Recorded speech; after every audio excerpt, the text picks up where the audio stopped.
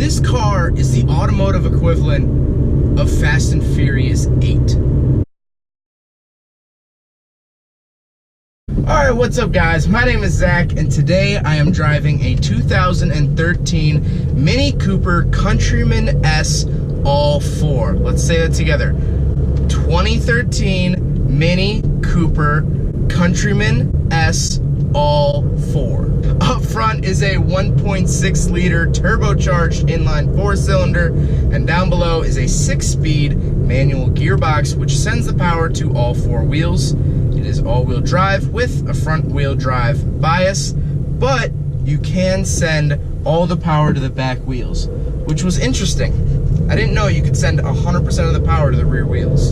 So let's talk about that little turbocharged 4-cylinder. Well, it makes about 170, 180-ish horsepower, which isn't bad for a turbo 4-cylinder. I'm not saying it is.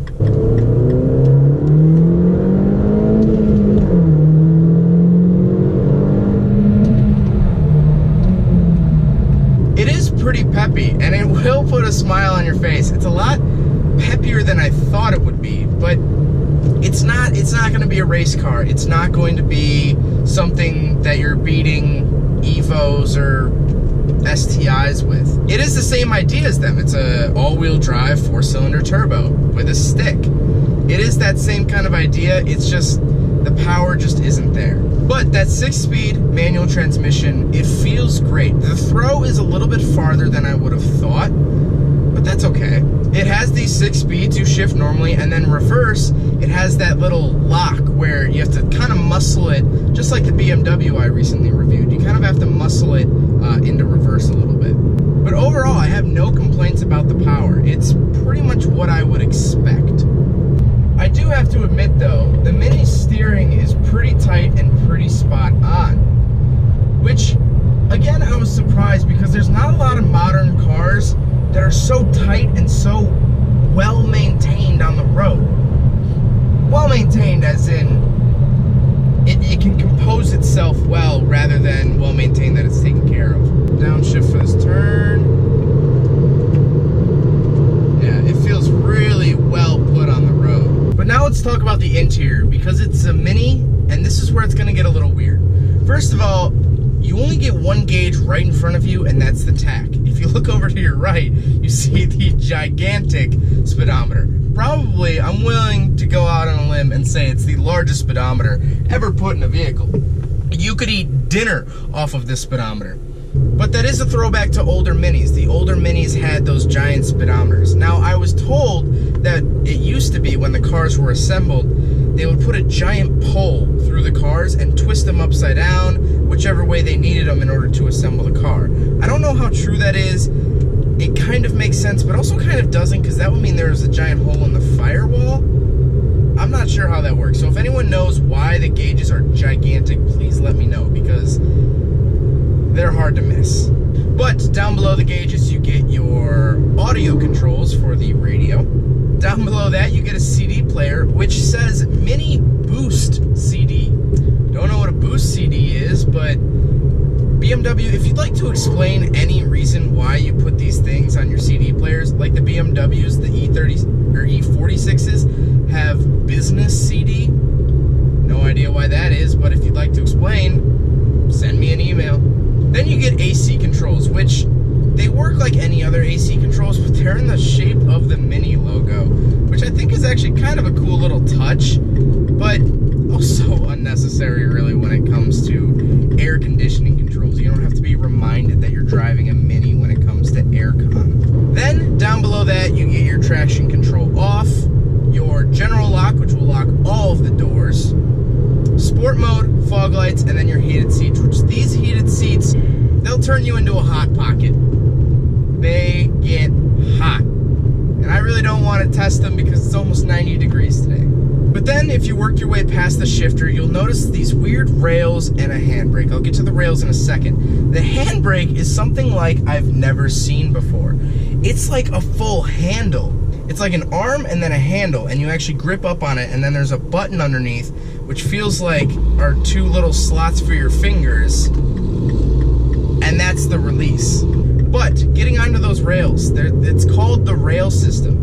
And it's kind of smart if you think about it, but also kind of not. Pretty much what it is instead of like a center little box for storage, you can customize what you have. Right now, my friend Ryan, who owns the car, he has a little sunglasses pouch, and it slides onto the rails. You can get phone mounts for the rails. You can get a bunch of different things that will fit onto the rails, which is kind of cool. You can kind of mix and match what you want the center of your car to look like.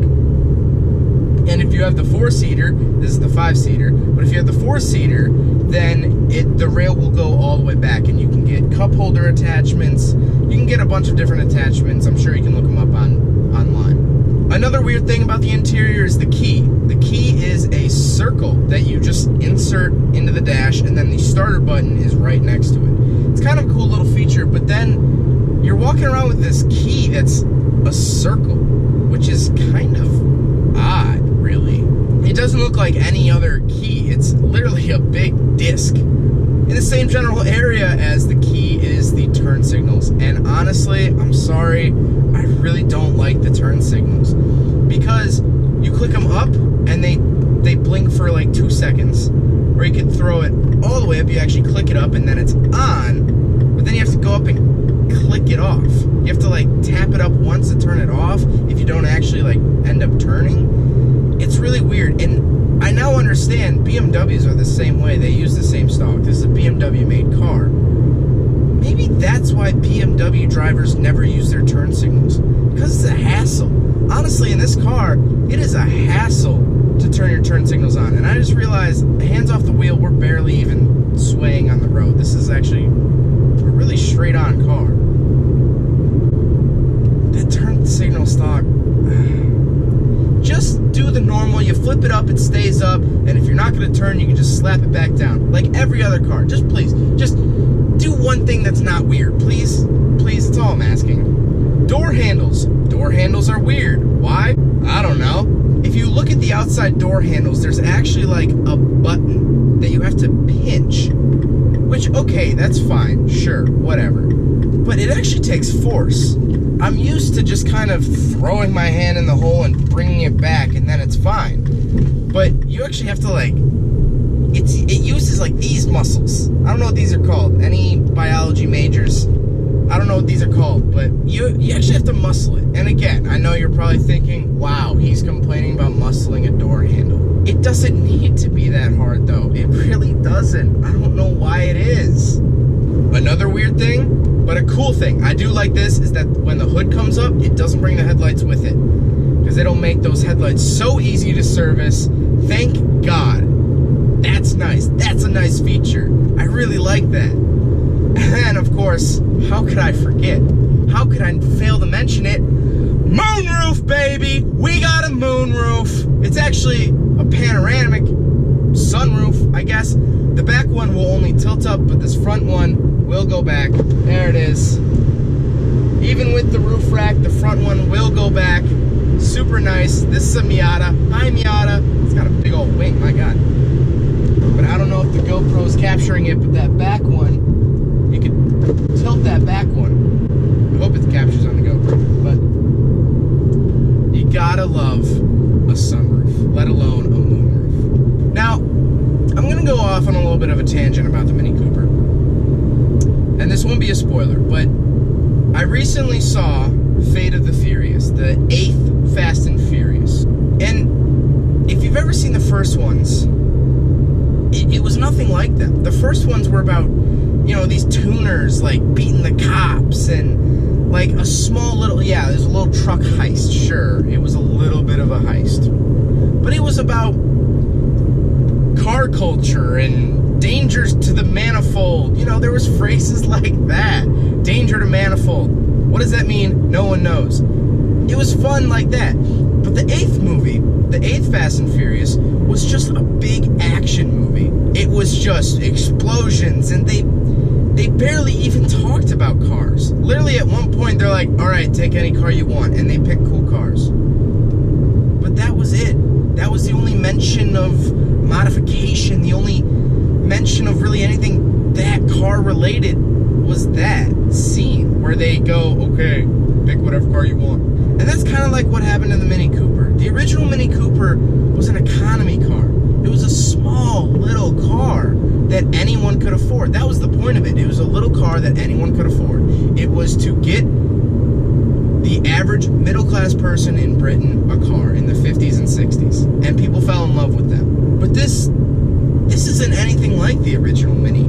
First of all, it has 4 doors, which the original Mini never had. It's raised up a lot higher. It's a lot bigger. And granted, I get it because of the whole safety regulations that started in the 90s. The A, B, and C pillars got fatter. You have to stuff more airbags in them. I get it. It is larger. But this is a lot larger than it needs to be. This is so far from that original Mini. So really the only fault I find with this car is its name.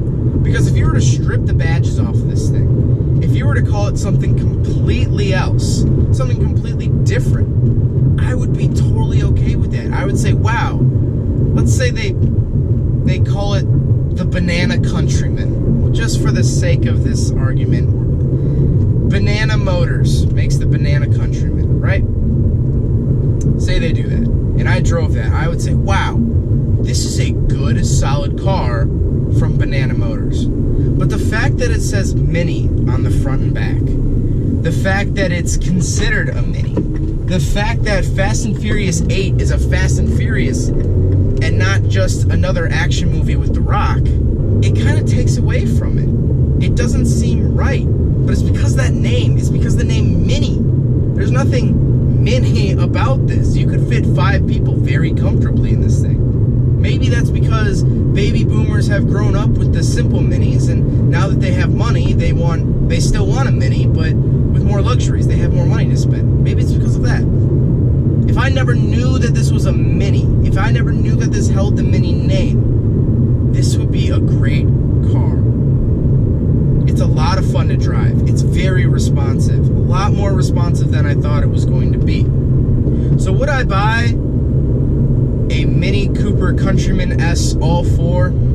Yeah, if I needed a good solid daily, yeah, this is a good solid daily. Like I said, you're not going to win any races with this thing. It's a little 4-cylinder turbo, and you still do get some of the Mini Cooper quirks. It's not a completely non-Mini Cooper car. You get the giant speedometer, you get the tack right in front of you. There's little quirks. It obviously looks very much like a Mini Cooper, but it's just so far from the source material that it's almost something completely different.